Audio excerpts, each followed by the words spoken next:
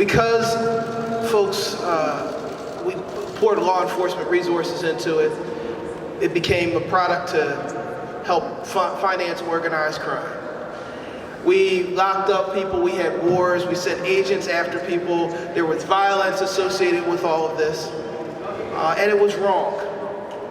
Now, a lot of you think well, we're here and I'm talking already about cannabis, but I'm talking about alcohol, because that was what we did.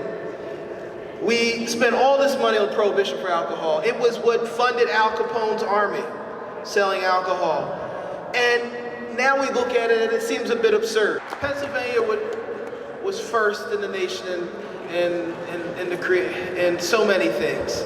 The country was founded right here in my hometown of Philadelphia.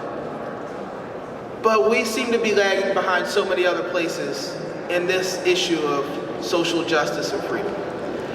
This is an issue that has our lagging behind has both social implications. People in my district are still being arrested for selling and using cannabis, even though Philadelphia was the first place to decriminalize it. There are still arrests going on for marijuana. People are still being incarcerated right now in Pennsylvania jails, and we're paying $40,000 a year to incarcerate people who either used or sold a product that had no negative implications if properly structured. We're doing all of this and we're denying ourselves the ability to enter a market that is going to become one of the most robust economic markets in a state that desperately needs new revenue. It makes absolutely no sense. Yeah, come on. Maybe that's CYF this time, coming to tell me that I can't have my children anymore. And that's ridiculous, because there's a lot of people out there who consume alcohol on a regular basis and other prescription drugs that are allowed to have their children. And also allowed to have guns, and also allowed to drive. So these are all things that we need to fix. Good morning, how's everybody doing? Great. I'm gonna do like my counterpart there. We can do better than that. This is about reform, this is about bringing change. Good morning. Good morning.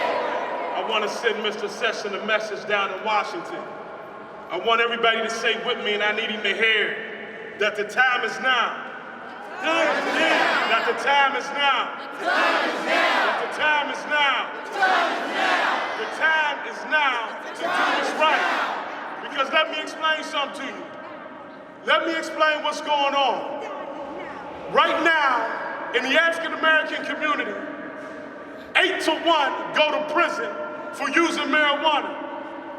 When they say 1 out of 3 people use drugs, I'm having a hard time understanding how 1 out of 8 African Americans are going to jail for smoking a plant and not getting any type of help or assistance, but sitting in a penitentiary, not taking care of their kids and doing things that work.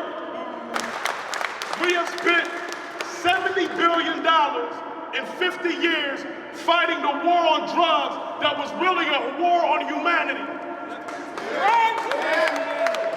In 50 years, we have spent $70 billion. I want y'all to get that. In any other industry that we have in the Commonwealth of Pennsylvania, they would call that insanity and they would change the laws immediately. Part of this movement to end prohibition because it is a matter of justice. There's nothing just about the policy of marijuana criminalization that has been enforced for the last 80 years. Every year, thousands of Pennsylvanians are caught up in the criminal justice system for nothing more than possession.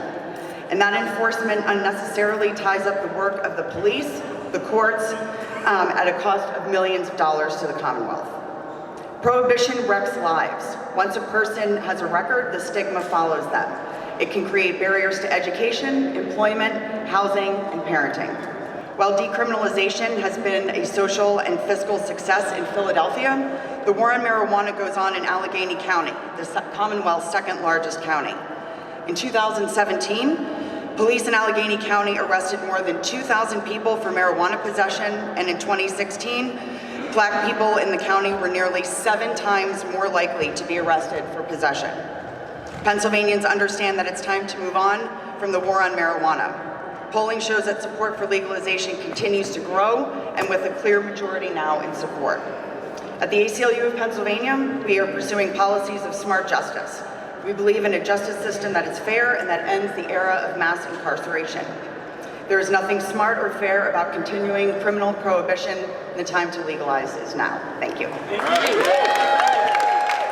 I don't need to remind most of you that those who are in positions of power who maintain the outdated and racist policy of prohibition are liars and they are thieves.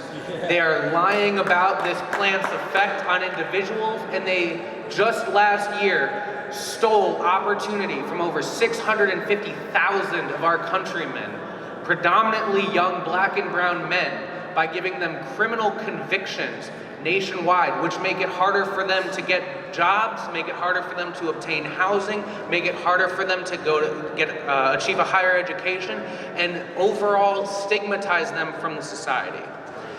It is time to end this policy, and unfortunately we have a White House and an Attorney General, Jeff Sessions, whose reefer madness dates back to the 80s, when he believed that the mandatory minimum sentence for an individual who's a repeat offender of the distribution of marijuana should be death. This is the kind of caliber of individuals we are talking about, who is the chief law enforcement officer of our nation. I like weed, and I'm a good person. That's right. We are good people. Cannabis consumers are your friends, your family, your neighbors, your co-workers, and we don't deserve to be put in handcuffs, put into jail, or discriminated against for making a choice to do something that's safer than alcohol. To them, next year, there's going to be 5,000 acres of industrial hemp growing across Pennsylvania. Enlightened approach. Make no mistake, we are moving in the direction of a legal, taxed, and regulated cannabis system that includes the right to grow our own. It's only a matter of a few years. No one seriously disputes that fact anymore. In the meantime, we need to enact sensible reform immediately and take away the threat of jail and harsh penalties for personal use. That's something that we can all agree on, right? Yeah. 56% of Pennsylvania citizens, according to the most recent F&M College poll, support the full legalization of cannabis. When the choice is simple decriminalization, the percentage of support rockets much higher. What are we waiting for?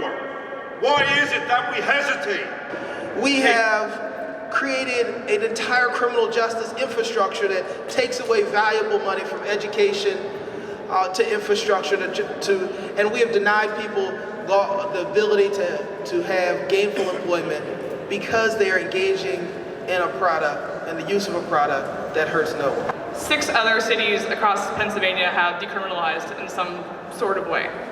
We're all very excited about this, and this is great work. We have Erie, Lancaster, State College, like I said, Philadelphia, Pittsburgh, and one other that I can't think of off the top of my head. Harrisburg, right here, sorry. Weird. So, you know, that's great, and that's wonderful, but it leaves a lot of Pennsylvania citizens behind, and that's not fair. Everyone deserves protections. Everyone deserves to be safe. Yeah.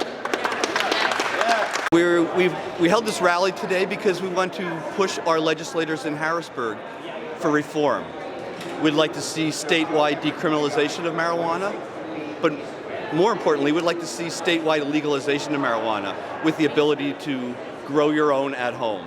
And would also like to see the expansion of the medical marijuana program to include leaf, other indications, and the ability to home grow as well.